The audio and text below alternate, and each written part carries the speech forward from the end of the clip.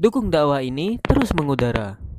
Kajian gratis ini berjalan atas izin Allah dan dukungan tulus dari Anda. Bersama kita sebarkan kebaikan seluas-luasnya. Yuk jadi bagian dari tim kebaikan kami dengan mendukung operasional dakwah.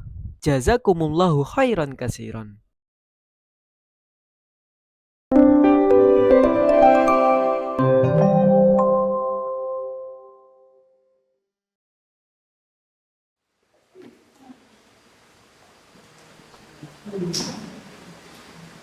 Bismillahirrahmanirrahim. Alhamdulillah rabbil alamin. Allahumma shalli wa sallim wa barik ala Muhammad wa ala ali Muhammad.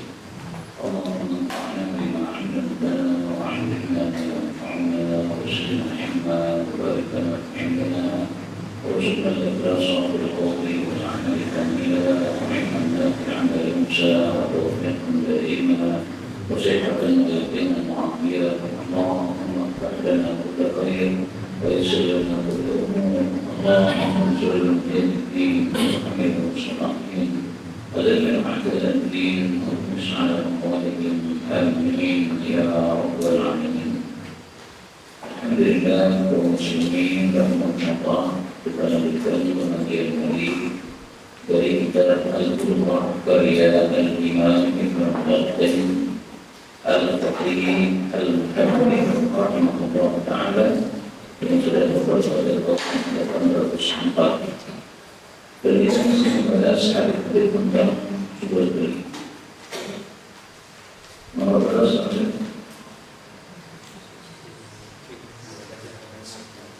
16 15 nomor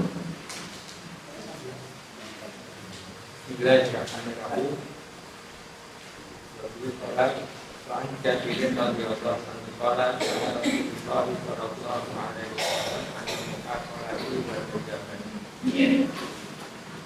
Nah, dalam dari Jabir radhiyallahu ta'ala anhu dia mengatakan, nah dalam melarang Rasulullah sallallahu alaihi wasallam an muhaqalah dari muhaqalah wal musyabbah dan dari musyabbah. Ini muhaqalah dan musyabbah. Mungkin para di Indonesia tidak. Muhaqalah itu adalah menukarkan beras yang sudah kita panen dengan beras yang masih dalam bentuk rantai. Jadi misalnya saya bawa 25 kilo beras dalam ini. Kemudian saya tukarkan kepada seorang petani yang punya sawah.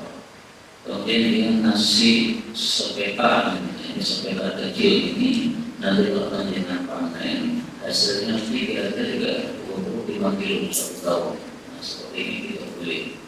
Tidak bolehnya sebabnya apa? Karena ketika beras ditukar dengan beras harus sholat sama timbangannya.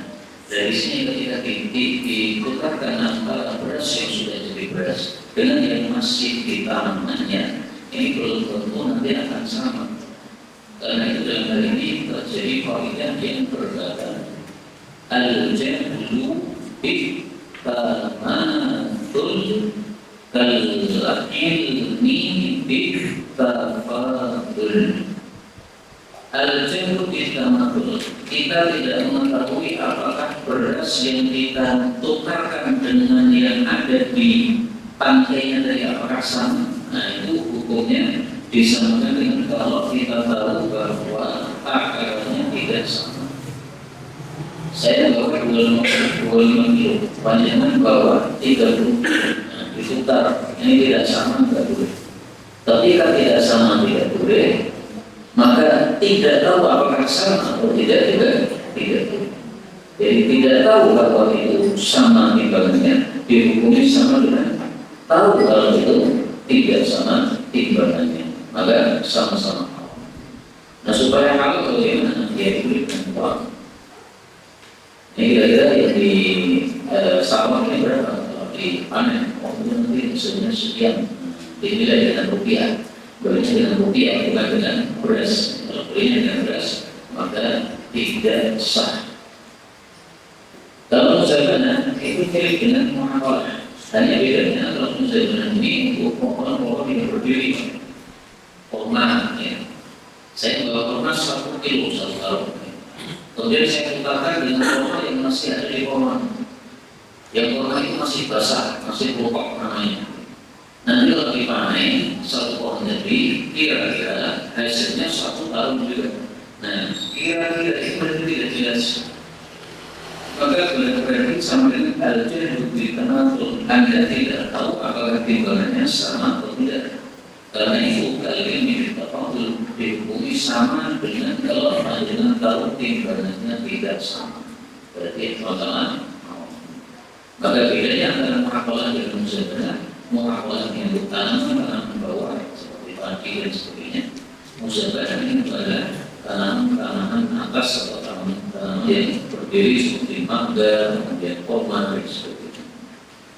Muhaqalah sendiri diambil dari kata haklun. Haklun namanya ladang. Berarti tanaman yang ada di ladang. Kalau muzabana diambil dari kata zabana. Zabana artinya sama dengan dafana, menolak, saling tolak. Kenapa disebut muzabana? Karena biasanya terjadi percekcokan, sehingga saling tolak antara penjual dan pembeli. Nah, maka kemudian disebut dengan istilah muzabana. Nah, jadi istilah-istilah ini kalau kita mengetahui makna asalnya, insya Allah mudah mengerti. Dalam benak saya sudah ada kata-kata haklun yang artinya ladang. Nah, begitu mendengar kata-kata muhaqalah, udah langsung terima. Oh, kasus ladang. Muzabana. Tadi kan ada kata zabana, sudah langsung tahu. Oh, kasusnya muzabana. Kita kalau mengingat istilah-istilah yang ada di dalam hadis dari Nabi Sallallahu Alaihi Wasallam. Dan dari sini kita simpulkan bahwa Islam agama yang sangat-sangat lengkap. Segala sesuatu termasuk permasalahan bisnis yang dibahas oleh agama Islam. Berikutnya, di sini ada benar itu yang menjaga baik malah yang lalu dimaklum dan baik mana yang lalu dan dimaklum dan dimaklumi.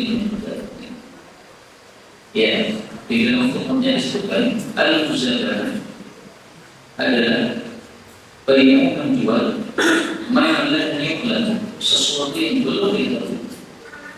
Misalnya apa? Yang dari pohon tadi ditukar dengan bimaklumi miqdari, dengan sesuatu yang sudah diketahui takarannya atau timbangannya.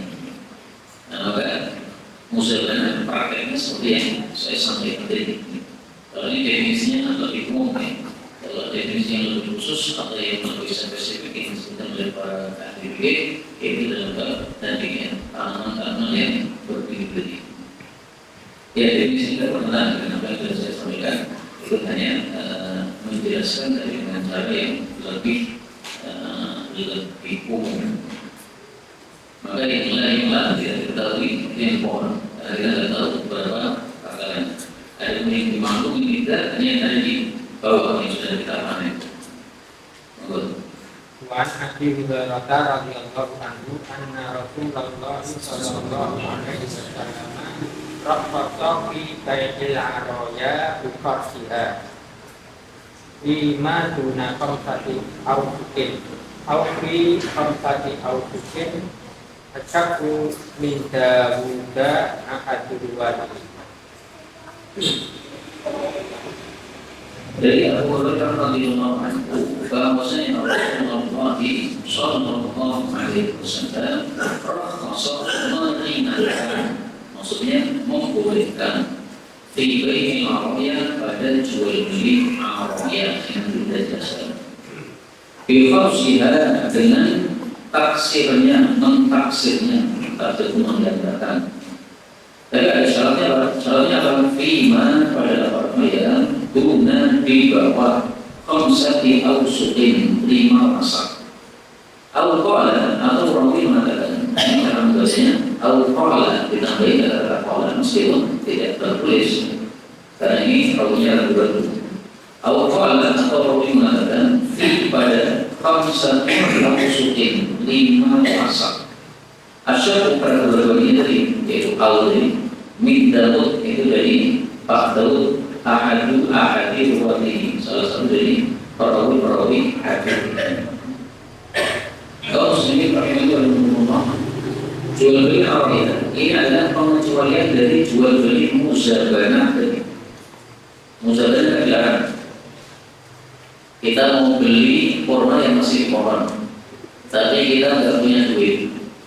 Mestinya belinya harus dengan duit, tidak bisa dengan kurma. Ya. Tapi karena tidak punya duit, maka diperbolehkan untuk beli dengan kurma. Itulah yang disebut sebagai amroh. Ya. Jadi amroh itu apa?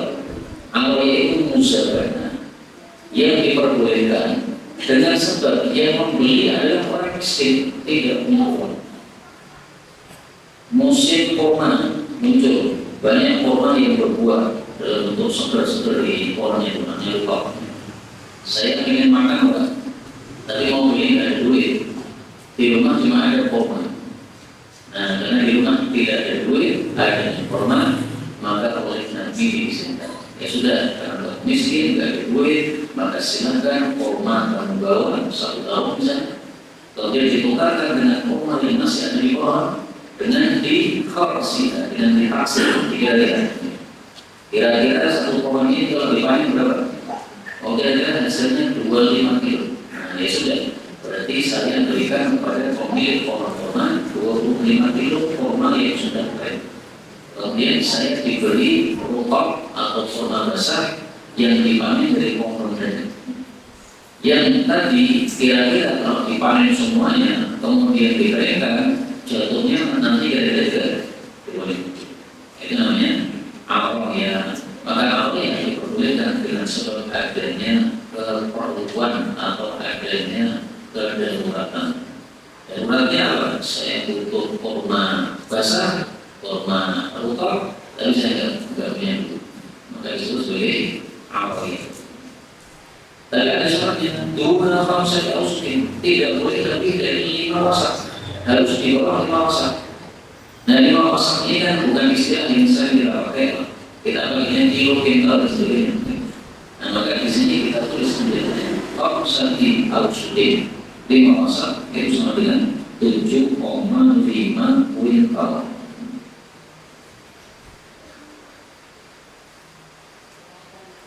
Jadi maksimalnya berapa? Maksimalnya adalah di bawah 7,5 kintal. Kemudian di bawah dari 7,5 kintal harus di bawah 7,4 boleh. Tapi perlunya berlaku atau nanti mengatakan 5 kintal. Nah, kalau 5 kintal berarti 5 kintal sih. Jadi kalau pakai riwayat guna ini berarti harus 7,5 di bawahnya 7,4. Dan kalau yang B, nah ini tadi boleh 7,5 kintal, di atasnya tidak. Ini adalah model awalnya yang terkenal disebutkan oleh para ulama, yaitu orang miskin tidak punya uang untuk membeli kurma rukok yang ada di pohon. Ada bentuk awal yang lain, yaitu orang kaya punya kebun kurma, isinya 100 pohon kurma misalnya. Kemudian dia punya tetangga miskin. Akhirnya 3 pohon kurma yang ada di dalam kebunnya tadi diberikan buahnya kepada tetangga miskin. Akhirnya tetangga miskin ini setiap hari keluar masuk ke dalam kebun tadi. Tapi si pemilik kebun malah terganggu. Wah, kamu ini keluar masuk terus. Nah, tetangga miskin punya udur, mohon maaf, di rumah memang tidak ada makanan. Sehingga kalau saya mau petik, mau makan ya harus petik dulu. Ya. Besok lagi, besok lagi, mana yang makan di hotel. Nah, maka akhirnya si kakek ini kemudian memberikan kepada orang miskin tadi. Ya sudah, ini 3 pohon kurma yang sudah saya berikan buahnya kepada kamu. Sekarang saya beli. Ini 3 pohon kurma, kalau dipanen semuanya berapa? Nah, misalnya semuanya 1 kintal. Nah, sudah saya kasih 1 kintal kurma tadi. Supaya dia tidak keluar masuk lagi ke dalam kebun saya. Di dalam kasus ini orang kaya bertemu dengan keluar maksudnya orang miskin yang diberi oleh dia sendiri orang berumah tersebut. Sama saja ya, dia itu diperbolehkan karena dari ini diperbukan atau dilupakan.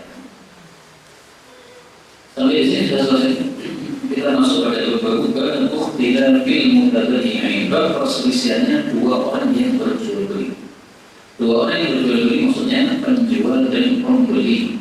Nah, Islam itu mengajarkan kepada kita bahwasanya hendaklah umat Islam ini sesama dengan umat Islam itu adalah bersaudara, tidak berselisih, tidak bertengkar, sehingga Allah Subhanahu wa taala menyebutkan di dalam Al-Qur'an pada surat Al-Hujurat ayat 10, innamal mu'minuna ikhwatun, tiada orang masuk iman itu harus bersaudara.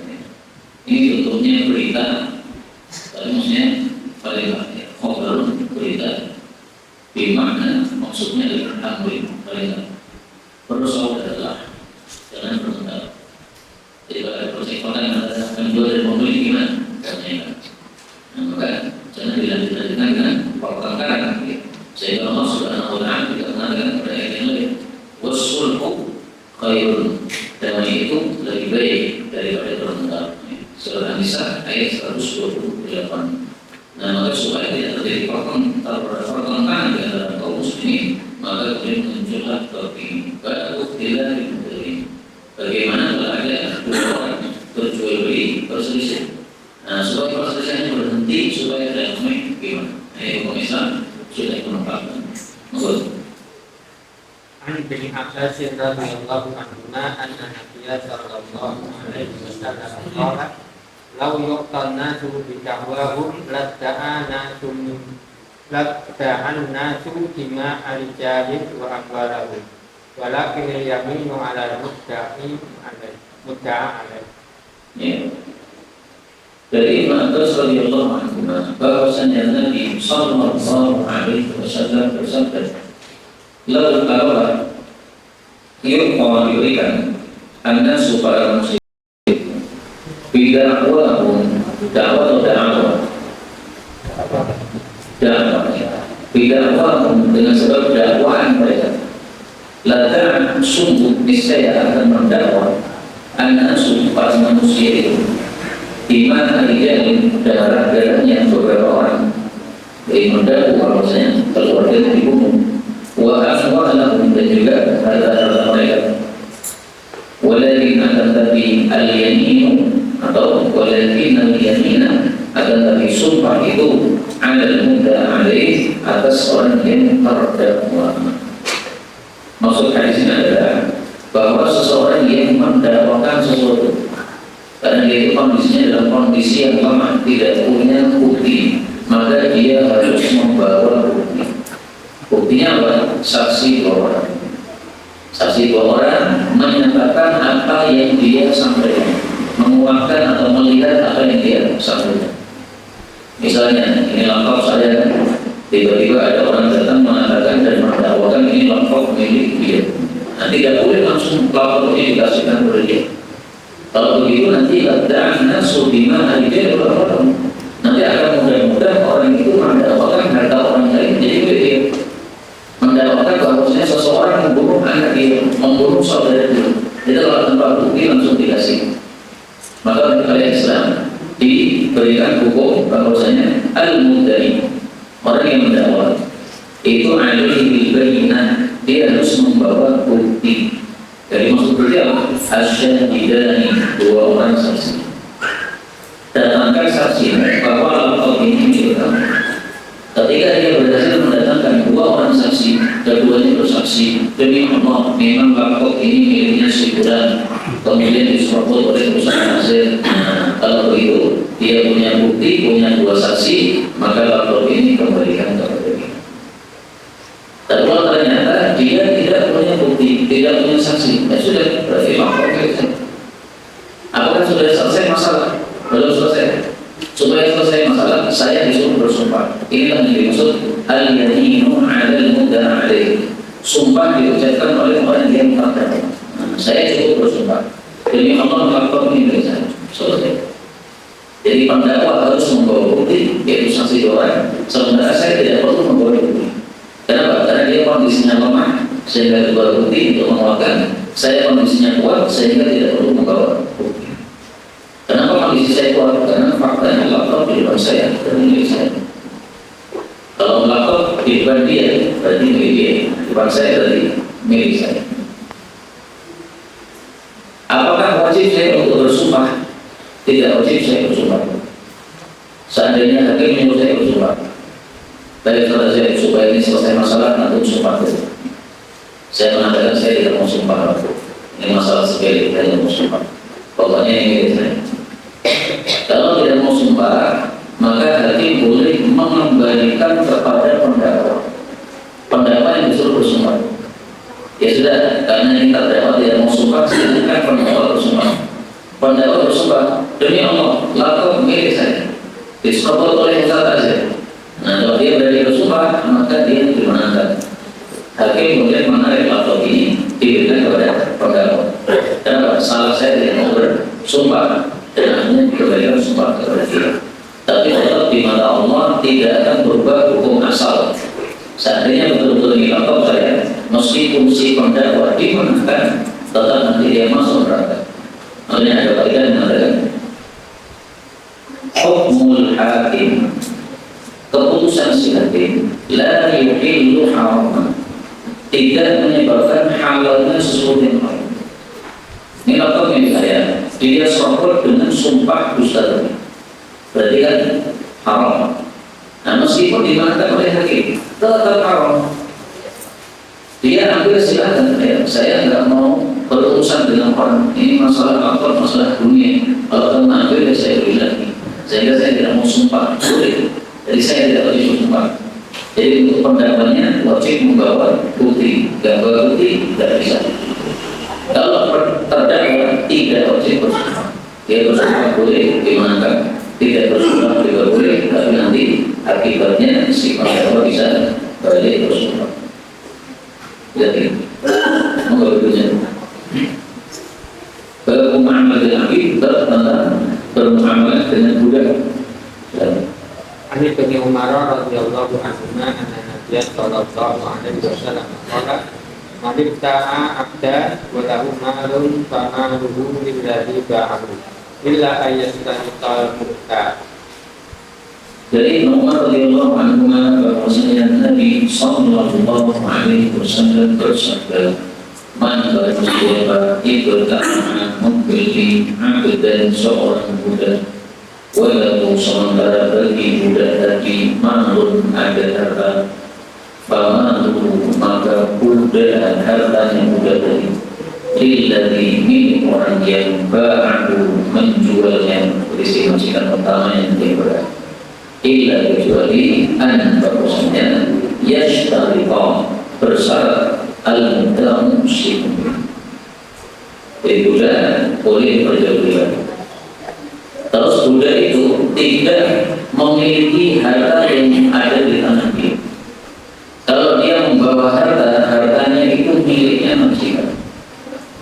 Misalnya ada seorang budak dikasih oleh seseorang hadiah. Kamu kalau kelihatan kasihan sekali, tak kasih hadiah arloji, arlojinya mahal 5 juta.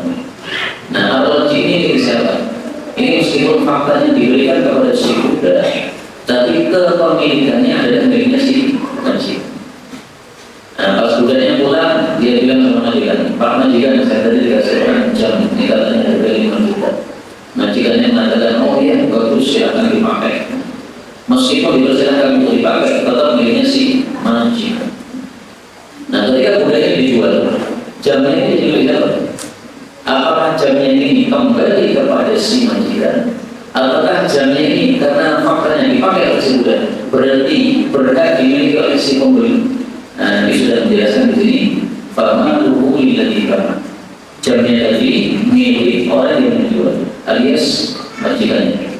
Kenapa? Karena kaidahnya tadi budak tidak memiliki apa. Budak itu tidak memiliki dirinya apa.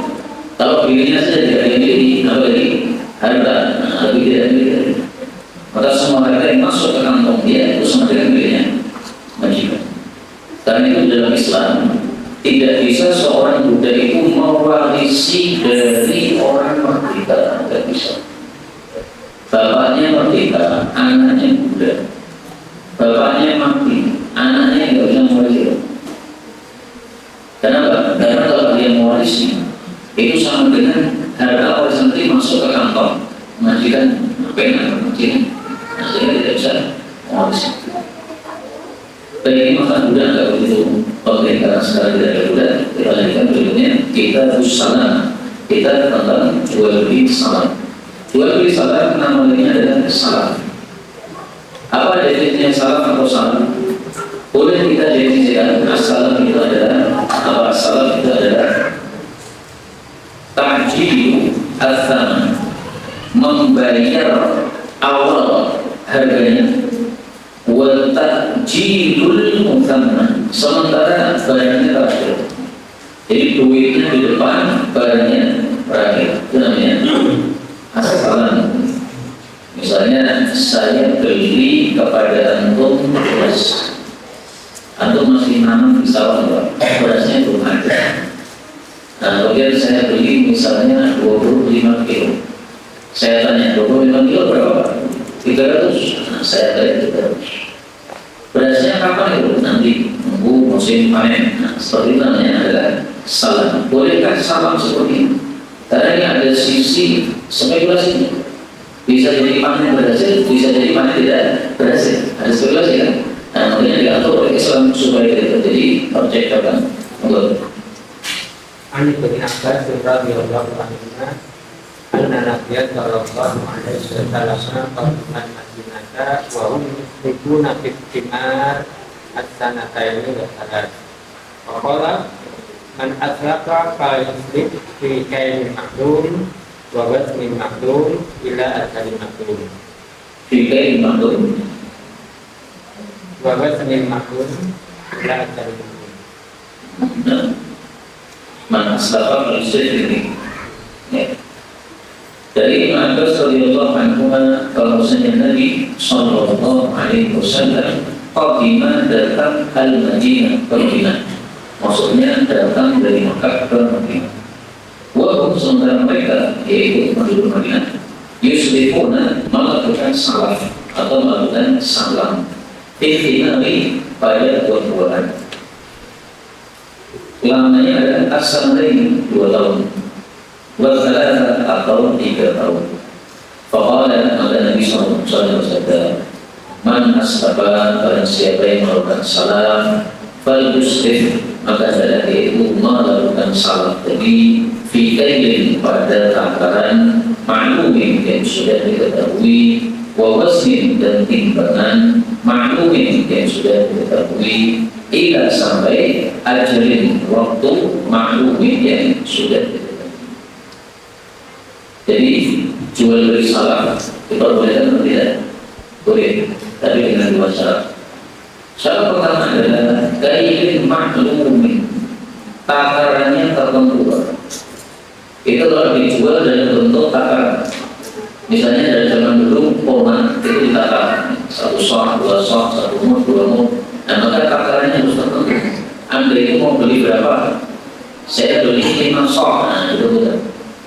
Kalau kita tidak pakai takar, tapi pakai waznin, timbangan. Nah, maka timbangan atau takaran sebenarnya sama. Maksudnya muatan itu berapa? Yang dibeli barangnya berapa? Kalau misalnya kita menetapkan 25 kilo, nah itu boleh berarti memenuhi syarat karena waktunya apa? Karena timbangannya sudah beda. Kemudian syarat yang kedua adalah ikat ajarin maklumin, waktunya itu juga diketahui. Seperti tadi, saya pesan 25 kilo beras, berarti sudah tertentu ya timbangannya 25 kilo. Saya bayar 100. Kemudian waktunya harus jelas kapan itu menyerahkan beras itu. Silakan diserahkan akhir bulan, nah boleh jelas akhir bulan. Kapan-kapan saja terserah, nggak boleh. Karena kapan-kapan terserah itu tidak jelas sehingga di sini terjadi jahalah. Jahalah itu termasuk spekulasi. Maka ringkasnya salah diperbolehkan selama tidak mengandung spekulasi. Supaya tidak mengandung spekulasi, maka adalah ini tadi satu ailnya, takarannya atau wasnanya, timbangannya jelas. Yang kedua, ajalinnya, waktunya juga jelas. Nah, dulu para sahabat Nabi melakukannya tanpa kejelasan. Cuma asal nanti berkala 2 tahun, 3 tahun, tapi berapa pakannya tidak disebutkan. Jadi misalnya gini Pak, seseorang bayar kepada petani, ini sawahmu ini selama 2 semua hasil panenannya saya beli selama 2 tahun. 2 tahun itu biasanya panennya 6 kali. Nah kalau panennya 5 kali kan jadi begitu. Sudah saya dari awal untuk masa 2 tahun. Ternyata panennya yang biasanya 6 menjadi 5. Nah, saya bisa beli. Atau malah sebaliknya panennya tetap 6 kali tetapi hasilnya sangat banyak sekali. Yang biasanya harganya murah, harganya mahal malah jadi murah gara-gara sudah dilakukan harga yang baru. Nah seperti itu tidak diperbolehkan karena berarti takarannya tidak jelas. Tergantung hasilnya. Hasil selama 2 tahun bisa banyak, bisa sedikit, bisa naik, bisa turun. Nah itulah yang dilarang oleh baginda Rasulullah Shallallahu Alaihi Wasallam. Dan jual beli sawit ini tidak harus tanaman, apapun termasuk barang-barang yang misalnya seperti kita dan sebagainya itu bisa dengan cara salam. Dan penjualnya tidak harus memiliki barang tersebut. Misalnya saya petani, tidak harus saya memiliki apa yang dibeli. Saya namanya beras apa pagi, tapi orang beli kepada saya jagung, tidak ada masalah. Yang penting saya datangkan kepada dia sesuai waktunya, sesuai permintaan dia. Jagungnya dari mana? Terserah. Mau diambil dari mana? Mungkin tetangga saya punya tanaman jagung, mungkin saya tahu pulangnya di mana, tidak ada masalah. Yang penting waktu diserahkan harus betul-betul kita bisa menyerahkan pada Rasul. Berikutnya beberapa Abi Hurairah radhiyallahu anhu qala kana li rajulin ala nabiyyi sallallahu alaihi wasallam tim min al-ibil baca yataqadahu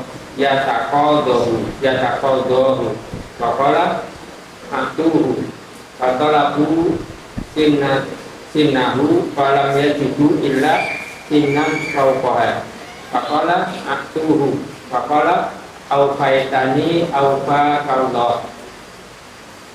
Faqala Nabi sallallahu alaihi wasallam khairukum ahsanukum qada'an. khairukum dari Abu Hurairah radhiyallahu anhu dia berkata, kan adalah dirojulin milik seseorang laki-laki ala Nabi atas kandungan Nabi sallallahu alaihi wasallam, maksudnya Nabi utang kepada dia sinun satu usia minat ibil dari onta. Jadi ada Nabi utang onta tertentu dengan usia tertentu. Fajar ada orang itu datang dia terlalu menagih kepada Nabi sallallahu alaihi wasallam. Faqala maka Nabi bersabda, "A'tuhu, berikan kepada orang ini." Faqala lalu mereka pun mencari sinnahu, onta yang seusia dengan milik dia. Misalnya ontanya usia 2 tahun, nah dicari yang 2 tahun. Falam yajidu, lalu mereka tidak mendapati illa kecuali sinnan satu usia fawqaha yang di atasnya, misalnya 3 tahun. Faqala maka Nabi bersabda, "A'tuhu, berikanlah dia." Artinya 3 tahun dan apa? Faqala, artinya orang tadi mengatakan, "Awfaitani, engkau telah menyempurnakan kepada saya," yaitu pelunasan hutang. Awfaqallahu, semoga Allah pun menyempurnakan kepada engkau, yaitu pahala. Faqala, lalu bersabda Nabi sallallahu alaihi wasallam, "Khairukum, sebaik-baik kalian adalah ahsanukum, yang paling bagus di antara kalian qada'an akan melunasi hutang." Kau sendiri tak mengenal ini bab tentang al-qarad. Al-qarad itu nama lainnya adalah ad-dain, hutang. Hadis ini menunjukkan bahwa hutang diperbolehkan, jadi tidak dilarang berhutang. Tetapi adalah ketika kita berhutang, kita punya niatan untuk apa? Melunasi. Karena Rasulullah SAW bersabda, hutang ada 2 macam. Ad-dainu dainani, hutang ada 2 macam. Faman mata, barang siapa yang mati, wa huwa yanwi qada'ah, ada niatan melunasi hutangnya, fa ana waliyu, saya akan Nabi melunasinya. Jadi Nabi akan membantu dia melunasi. Waman mata siapa yang mati wala yang qada'a tapi tidak mengingatkan untuk melunasinya, pada alladhi qaul maka itulah orang yang akan diambil min hasanati dari pahala dia, laisa yawma idzin dinar wala dirham, pada ini tidak ada uang dinar dan dirham lagi, yaitu ketika di akhirat. Maka wajib kita untuk mengingatkan melunasi hutang. Maka hutang tidak dilarang, tetapi wajib untuk melunasi hutang. Rasulullah SAW juga bersabda, "Man akhadha amwalan nas," pada siapa yang mengambil harta manusia, misalnya hutang, yuridu adaha, dia ingin untuk mengembalikan, ada niatan dari untuk melunasi. Allahu anhu, Allah pasti akan melunasi dari dia. Ini jaminan dari Nabi. Kita punya utang, ada niatan melunasi, pasti dibantu oleh Allah Subhanahu wa Ta'ala. Tidak mungkin dari untuk wa man akhadha, barang siapa yang mengambil utangan yuridu itlafah, tapi ingin menghancurkannya, dia tidak mau mengembalikan, Allah akan hancurkan orang tersebut. Jadi tidak hanya hartanya yang dihancurkan, justru orang juga dihancurkan oleh Allah Subhanahu wa Ta'ala. Tapi tetap saja, meskipun hutang itu diperbolehkan, tidak bagus kita berhutang. Sehingga Nabi mengajarkan kita berlindung dari hutang. Wa qala tadi ad-dain wa qahdir rijal. Aku berlindung kepada engkau min qala ad-dain, dari taklid hutang, wa qahdir rijal, dikuasai oleh orang-orang. Kalau kita hutang tidak bisa melunasi, artinya terkuasai oleh mereka. Jadi diajarkan semuanya oleh Nabi Rasulullah Sallallahu Alaihi Wasallam. Ada satu dua yang apabila kita punya hutang pasti dilunasi oleh Allah kalau kita baca doa. Alam alimu kamu saya ajari kamu kalimat yang beberapa kalimat. Laukan alim kamu berjabal sobirin dengan. Kalau kamu punya hutang sebesar gunung Sobir besar, Yaman ini. Ada Allah pasti melunasi hutang. Ucapkanlah Allahumma kfini halalika an haramika wa aghnini bi fadlika amman siwaka. Apa itu? Ini berarti untuk hutang. Alhamdulillah. Coba kita baca bersama. Allahumma kfini bi halalika an haramika wa aghnini bi fadlika amman siwaka. Allahumma ya Allah, ikfini, cukupi aku, bi halalika, dengan halalmu, an haramika, dari harammu, wa aghnini, dan kayakan aku, bi fadlika, dengan karuniamu, amman siwaka, dari siapapun selain engkau. Supaya kita tidak butuh kepada orang lain. Karena butuh kepada orang lain itu tetap rendah di mata orang yang telah membantu kita, dan berarti dia punya jasa untuk kita. Nah, kembali ke sini kita sekarang baca hadisnya, ceritanya bagaimana. Ceritanya Rasulullah SAW punya utang sinol yang ibil, yaitu usia tertentu dari unta. Nah, Rasulullah di sini tidak disebutkan. Bisa jadi muslim, bisa jadi kafir. Seandainya orang kafir, kata-kata dia, Allah, semoga Allah juga menyempurnakan pahalanya kepada kamu, wahai Muhammad. Ini tidak masalah, karena orang kafir itu juga meyakini adanya Allah. Hanya bedanya kalau kita muslim, tauhid menyembah satu. Kalau orang kafir menyembah banyak. Jadi mengetahui adanya Allah di atas langit, tapi mereka menyembah selain Allah Subhanahu wa Ta'ala. Maka Rasul ini tidak jelas ya apakah dia muslim apakah kafir. Dan ini sekaligus menunjukkan bolehnya ditakutkan baik itu kepada muslim atau kepada orang kafir. Kemudian ketika Nabi SAW waktunya untuk melunasi, ternyata beliau tidak mendapatkan yang seusia. Yang didapatkan adalah fauqah, yang di atasnya. Jadi kalau sekarang misalkan kita utang 1 juta, kita bayar 2 juta, lebih dari utangnya. Ini utangnya adalah 2 tahun, misalnya dibayar oleh 3 tahun, 5 hari 3 tahun. Nah, seperti ini boleh selama tidak dipersyaratkan. Kalau dipersyaratkan di awal maka menjadi riba. Saya pinjam 1 juta, nanti saya rela mengembalikan 2 juta, ini riba. Tapi kalau tiba-tiba pas mengembalikan kita nambah sedikit. Terima kasih sudah dipinjami 1 juta. Ternyata saya gunakan modal hasilnya banyak sekali berkah. Saya terima kasih, ini saya tambah 1 juta. Nah dia senang kan, 1 juta menjadi 2 juta. Dan halal karena tidak disyaratkan di awal. Tapi ada faedah begini, faedahnya penting. Al-ma'rufu urfan kal-masyruti syartan. Sesuatu yang sudah diketahui secara adat itu sama dengan dipersyaratkan. Sudah ada di kampung negeri. Kalau pinjam 1 juta, bayarnya itu 1 juta 100 misalnya. Kalau 1 bulan bayarnya 1 juta 100. Kalau 2 bulan bayarnya 1 juta 200. 3 bulan 1 juta 300. Itu sudah ada di kampung. Nah, meskipun meskipun tidak diakadkan di awal, tapi kalau sudah menjadi ada dan kita ikuti ada tadi, itu hukumnya tetap riba. Pinjam 1 juta Pak, kembalinya berapa? Kembalinya tetap 1 juta. Nah, harus dijelaskan di awal, kembalinya tetap 1 juta. Karena kalau tidak dijelaskan di awal, nanti akan mengikuti ada. Kalau tidak ada, padahal itu sudah menjadi kebiasaan kampung, maka itu sama dengan masyrut syaratan, sama dengan dipersyaratkan di awal. Haram atau haram. Tapi kampung belum jadi ada, malah boleh.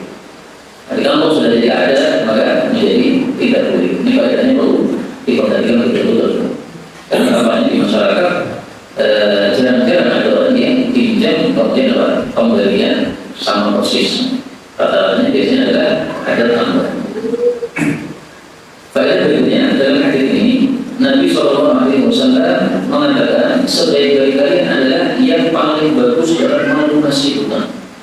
Nah, bagaimana caranya supaya kita itu bagus dalam melunasi hutang? Ada hadis yang lain. Jazaa'us salam. Rasulullah bersabda, "Inna ma yadai jazaa'us salam." Balasan dari utangan itu adalah alhamdulillah, memuji orang yang sudah mengutangi kita atau mendoakan orang yang sudah mengutangi kita, wal wafa'u, dan menunaikan atau melunasi hutangnya.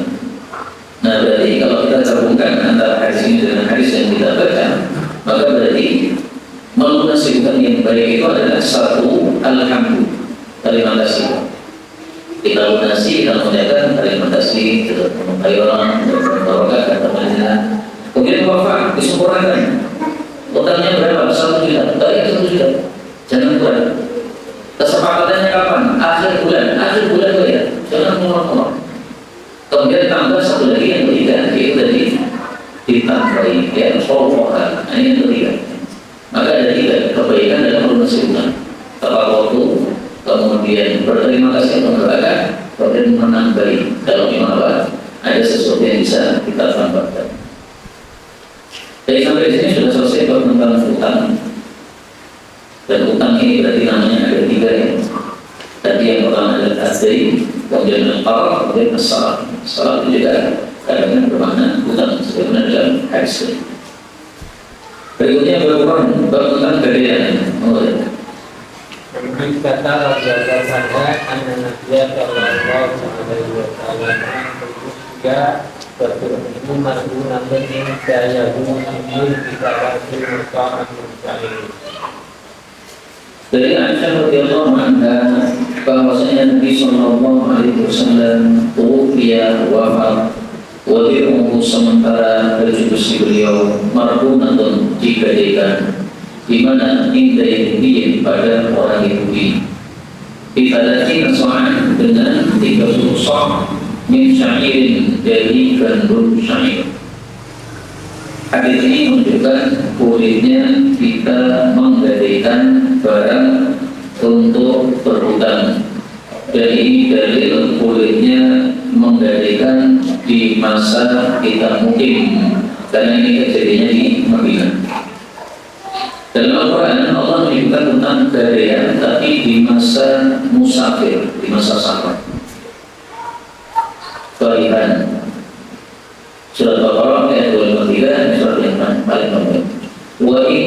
kuntum ala safar. Perhatikan katanya, kalau kalian sedang bersafar. Nah, berarti kasusnya kasus safar, bukan pas mungkin. Walam tajidu katiban, kalau tidak mendapati tukang tulis utang. Farihanun, maka silakan menggadaikan makbubah yang dipegang oleh orang yang sudah membutuhkan kita. Nah, di sini para ulama mengatakan ini dalil bolehnya gadai, tapi pada waktu safar. Nah, bagaimana kalau ketika tidak safar dalam Quran tidak disebutkan, tapi ternyata dalam hadis disebutkan. Karena itulah para ulama mengatakan Quran hadis ini tidak bisa dipisahkan, karena Quran dengan hadis saling melengkapi. Kita cari di Quran kalau adanya gadai safar, gadai mungkin tidak ada, berarti nggak boleh dong gadai mungkin. Nah, itu hanya menunjukkan dengan Quran. Tapi ternyata dari hadis kita temukan pemahaman bahwa gadai pun boleh dilakukan pada saat mungkin. Dan Rasulullah SAW bersabda tentang Quran dari hadis, yaftariqa wala yaftariqa. Quran dan Sunnah itu tidak akan berpisah hatta yarida, sampai keduanya itu datang alaiya kepada saya al-fawdah, ke telaga taubat. Ini dari sini. Taruh fikum syai'ain, saya tinggalkan untuk kalian dua pusaka. Kalian tidak akan sesat setelah memegang kedua pusaka tadi. Yang pertama adalah kitabullah Al-Quran, yang kedua adalah sunnah di hadis-hadis Nabi. Dan keduanya lain yatafarraqa, tidak akan berpisah sampai datang kepada Nabi SAW kepada telaga Kausar. Ini hadis dua hadis sahih. Nah, ini menjelaskan apa yang saya sampaikan tadi, bahwa tidak bisa kita mengambil Quran saja atau sunnah saja. Kemudian kita ambil beberapa faedah dari sini. Faedah yang pertama, Rasulullah wafat punya utang. Menunjukkan apa? Beliau kehidupannya miskin. Padahal pemasukan beliau itu banyak. Kenapa beliau itu pemasukannya banyak tapi malah punya utang? Karena beliau sedekahnya lebih banyak. Pemasukan 5 juta, sedekah 5 juta, ya lebih sudah. Atau sedekahnya lebih daripada pemasukan, harganya menjadi kurang. Jadi Nabi itu banyak kebiasaan, kalau perang, kemudian menang, kan dapat jatah itu sebagian dari seperlima itu. Nah, jatah beliau itu digunakan untuk beli beras selama setahun untuk istri-istri, dimasukkan di masyubah. Masyubah itu apa? Untuk menyimpan makanan. Setelah itu sisanya duitnya langsung beliau masukkan ke rumah, dipersiapkan untuk membeli perlengkapan perang, membeli kuda perang, membeli unta perang. Jadi beliau mikirnya pokoknya gimana uang dapat pahala yang paling banyak, sehingga hanya menyiapkan di rumah cuma makanan perang. Sehingga tidak pernah mikir misalnya beli laptop, beli HP, beli macam-macam motor, mobil, tidak pernah tidak beli. Cukup untuk makan perang, sisanya kemudian dikembalikan ke Baitul Mal untuk jihad fisabilillah. Nah, setelah disiapkan setahun, kadang-kadang ada orang miskin datang minta kepada Nabi. Mestinya oleh Nabi diambilkan dari Baitul Mal, tapi yang Baitul Mal sudah habis. Karena Baitul Mal sudah habis, Nabi ambil dari masrubannya tadi. Oh tenang, di masruban saya masih ada barang. Kemudian tepungnya diberikan kepada si miskin, akhirnya kurang. Nah, maka ilmu marbuna. Kenapa kok bisa ini baju besi beliau diberikan pada Yahudi untuk mendapatkan 3 rusak? Karena ternyata gandum-gandum yang ada di masruban tadi sudah habis sebelum waktunya. Nah, para ulama menjelaskan habisnya gara-gara tadi Baitul Mal kosong, hanya beliau sudah dari masruban beliau dari gudang beliau. Kemudian 3 rusak berapa? Mari kita lihat. Satu sak itu adalah 2,5 kilo. Nah, sekarang 30 sak berapa?